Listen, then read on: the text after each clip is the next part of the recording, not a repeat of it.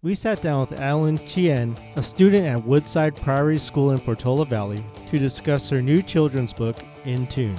Written by Adelyn and Emily Chao, illustrated by Jacky Chuang and Jane Zhou. She shares with us the process of creating the book and the message she wants readers to take from it. My friend, she actually graduated from Priory 2 years ago, but all the people who collaborate on this book knew each other through the school.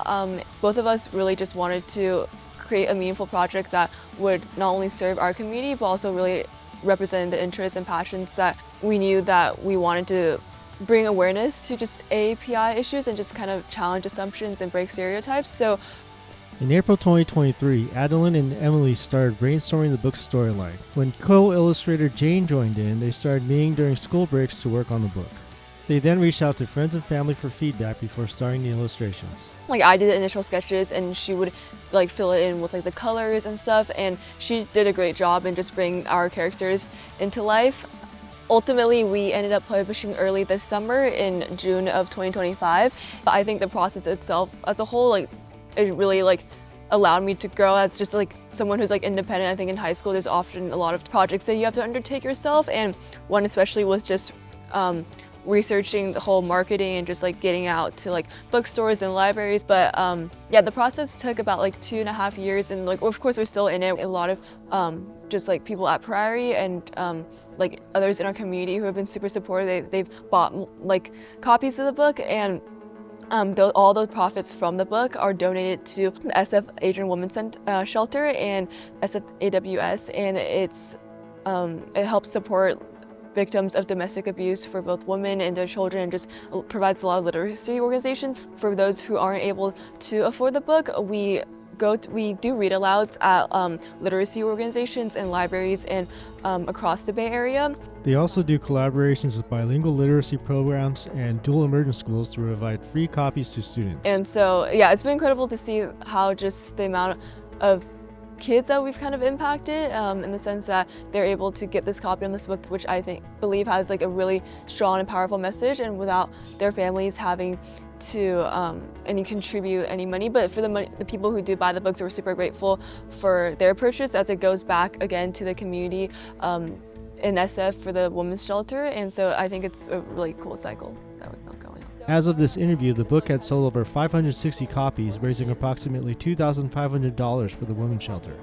So for the organization that we wanted to donate to, it was especially important to all of us that it was a local organization, because our inspiration for the book really came from the Bay Area community. And so I did a lot of research in terms of which organizations were specifically catered to the AAPI community, because the book is about empowering Asian American kids and just shining light into what an Asian identity can be. So having that AAPI criteria for the organization was important, and from there all 4 of us were girls. And one other cause that we've all been really passionate about is women's empowerment, and so we wanted to find an organization that had the intersection of both causes. And so SF Asian Women's Shelter was a great choice. I think it's either Jane or Jacky, who they're the co-authors and illustrators.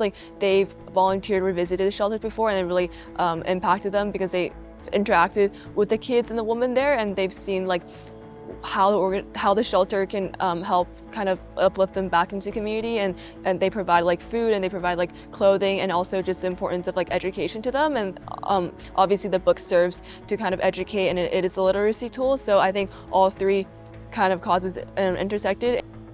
In Tune follows Angela and Celeste, twin sisters who enter a school talent show. In the process, the sisters work out their differences, and their parents learn how to better support their development. It's a story of them kind of navigating familial expectations as well as expectations they've set upon themselves, and a lot of that was kind of drawn from the Silicon Valley bubble of what it means to kind of define success and what it means to kind of follow your own passions. The sisters find themselves, each other, and also the parents having just a whole new lens of how to best support their kids as they navigate the process of growing up. So it's definitely a coming to age story. All 3 of us kind of drew on our experiences of navigating those competing expectations, and also what characters we really wanted to see when we were younger. Because I think for all of us, we didn't really read that many children's books growing up where there were like main spotlights on Asian American characters, and specifically characters that kind of broke the mold of like either being quiet or just like, you know, being amazing at math, or like any of those like labels that they were defined as. The main takeaway I want kids to get from this book is there are going to be times when they have to navigate competing expectations, and I know it's like kind of generic, but to really truly be yourself. Like, don't be who others want you to be, but be who you want to be, and there's always a path for you to, whether that's like the creative route, whether that's like English or music or STEM. Like, if that's what you're truly passionate about, don't change who you are or change what your plans are for the future based on just others' views of you. And I think there's a version of yourself where you're going to be the best person that you can be by finding your own path. So.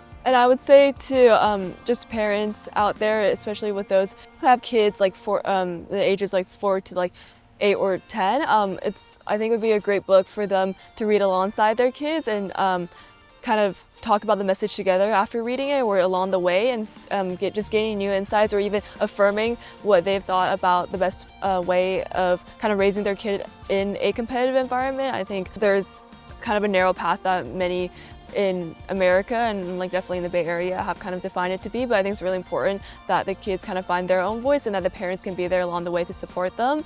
And finally, to educators, they've mentioned how it's been a really great tool in kind of helping kids navigate just different stereotypes of labeling. It's been a great tool to kind of bridge different divides or just kind of see each other more clearly. And so in the classrooms and at home are both great spaces for the kids to kind of find themselves and see each other's from different backgrounds more clearly. Well, it's a great story, right? I mean, I think the message that she really delivers in such an inviting and authentic way, I think really is timeless and just speaks to kind of the importance of authenticity, the importance of family, the importance of kind of doing your best, following your interests.